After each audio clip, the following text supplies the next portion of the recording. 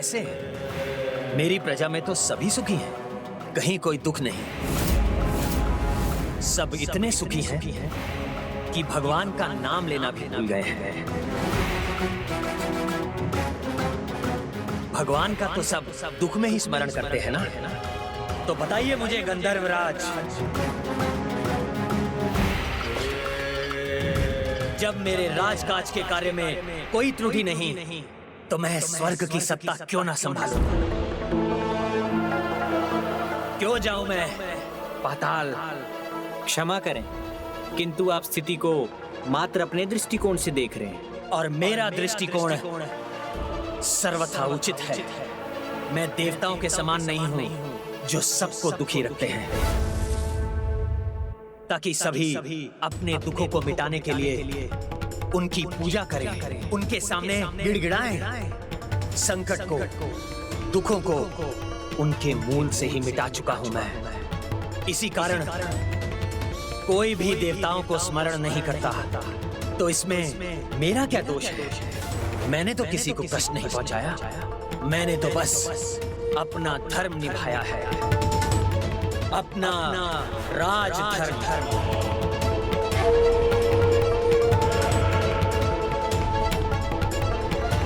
हे गणेश जी, हे बुद्धिदाता, शंखचूड़ के प्रश्नों के उत्तर मेरे पास नहीं। अब आप ही मेरी सहायता कीजिए, जिससे मैं उसे समझा सकूं।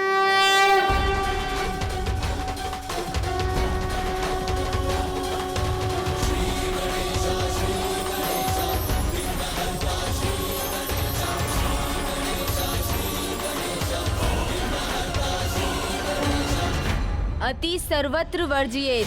समय अनुसार सामान्य वर्षा तो आवश्यक है, किंतु अतिवृष्टि सब कुछ बहा ले जाती है और तब महामारी और रोग का प्रकोप बढ़ जाता है।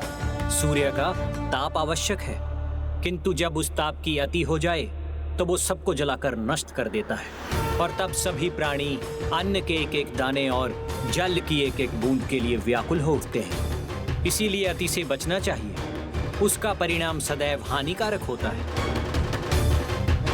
आपके द्वारा अपनी प्रजा के लिए की जाने वाली भलाई की अति भी बुराई को जन्म दे रही है। उससे अधर्म और असंतुलन का विस्तार हो रहा है। आपसे भूल हो रही है नारायण भक्त शंखचूड़, बहुत बड़ी भूल। ईश्वर के प्रति आस्था और धर्म का पालन कुछ पाने की इच्छा से नहीं किया जाता।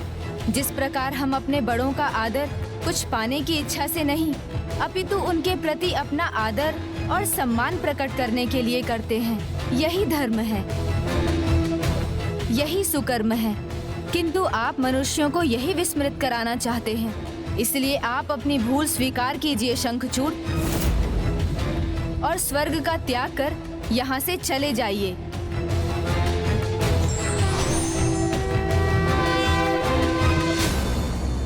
वो क्यों जाएगा स्वर्ग से?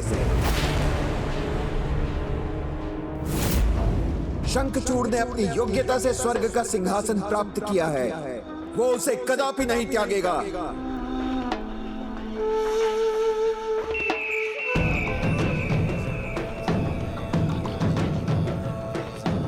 राजधर्म का पालन करना प्रत्येक राजा का धर्म होता है, वही शंखचूड़ कर रहा है। तो इसमें देवताओं को अधर्म दिखाई देने लगा? नहीं, अधर्म नहीं है ये, देवताओं का भय है, भय। क्योंकि अब शंखचूड़ ही नवीन देवता है। अब यहाँ उसका पूर्ण अधिकार है, इसलिए यहाँ जैसी इसकी इच्छा होगी वो वैसे ही अपना राजधर्म निभाने के लिए मुक्त है। उचित कहा गुरुदेव ने। मुझे देवताओं के अनुसार राजकाज करने की कोई आवश्यकता नहीं है। मैं अपनी इच्छा का स्वामी हूं, जो चाहूंगा वही करूंगा। मैं त्रिलोक का स्वामी हूं और मुझसे मेरा यह अधिकार कोई नहीं छीन सकता। स्वयं महादेव, स्वयं महादेव, स्वयं महादेव, स्वयं महादेव।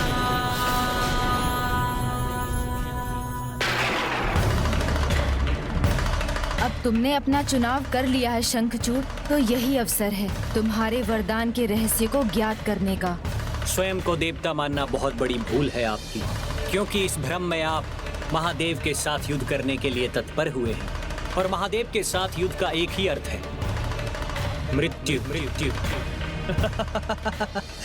मृत्यु। मृत्यु की कोई चिंता नहीं है मुझे।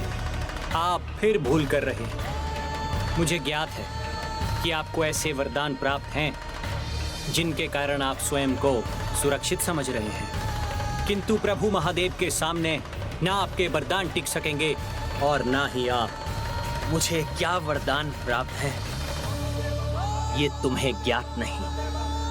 हाँ, ये तो उचित है, हमें तुम्हारे वरदानों का ज्ञान नहीं, किंतु अब ये रहस्य स्वयं तुम उजागर करोगे शंखचूड़। आपने सत्य कहा। मुझे नहीं ज्ञात कि आपको कैसा वरदान प्राप्त है, किंतु इतिहास का ज्ञान है मुझे, और कदाचित आप ये भूल रहे हैं शंखचूड़, क्योंकि आपसे पहले भी बहुत शक्तिशाली असुर हुए हैं। जलंधर, अंधक, अंधक और त्रिपुरासुर, उनको भी यही विश्वास था कि उनके वरदान ने उनको अजेय बना दिया है, किंतु उनका विश्वास असत्य प्रमाणित हुआ और भयंकर अंत हुआ उनका। जब उसके पाप की गागर भरी, तब नारायण का वरदान भी जलंधर को महारौद्र महाकाल भगवान शिव से बचा ना सका, और ना ही अंधक और त्रिपुरासुर को ब्रह्मदेव के वरदान ही सुरक्षित रख सके। प्रभु महादेव ने इतने शक्तिशाली वरदानों को निरर्थक बनाकर उन असुरों के वध का भी उपाय ढूंढ लिया, तो तुम उनके सामने कहां सुरक्षित हो? तुम्हारा तो वरदान भी इतना शक्तिशाली नहीं।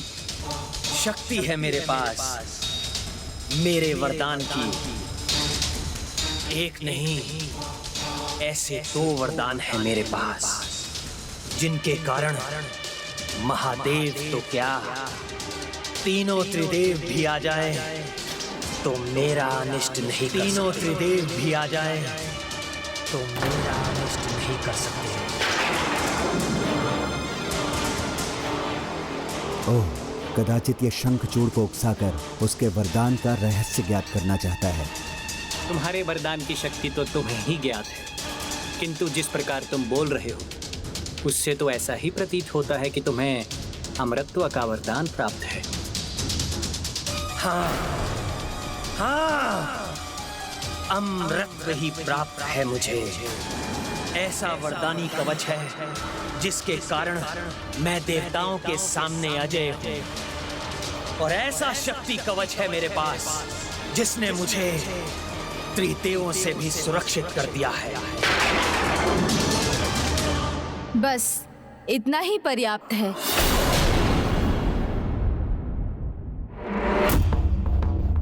तो मैं क्या समझूं? आप ये जानकर कि आप जो कर रहे हैं उसका परिणाम क्या है, फिर भी आप महादेव के साथ युद्ध करने के लिए तत्पर हैं? तत्पर भी हूँ और प्रस्तुत भी। कोई भी आए युद्ध तो मैं करूंगा ही, फिर वो चाहे महादेव ही क्यों ना।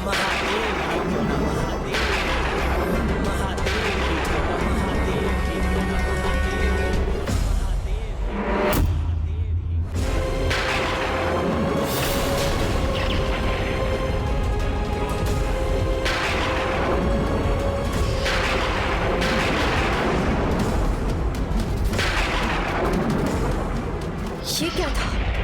मेरे हृदय को कंपित कर दिया इस भयंकर विद्युत ने।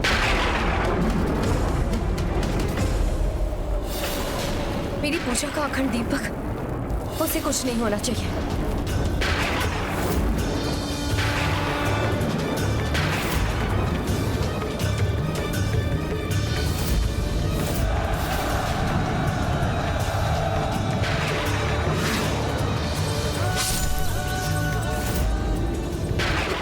कैसे दृश्य दिखाई दे रहे हैं मुझे।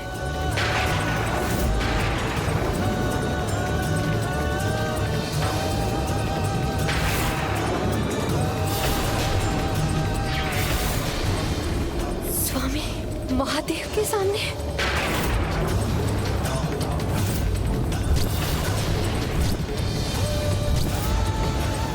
नहीं नहीं, ये नहीं होना चाहिए, कदापि नहीं।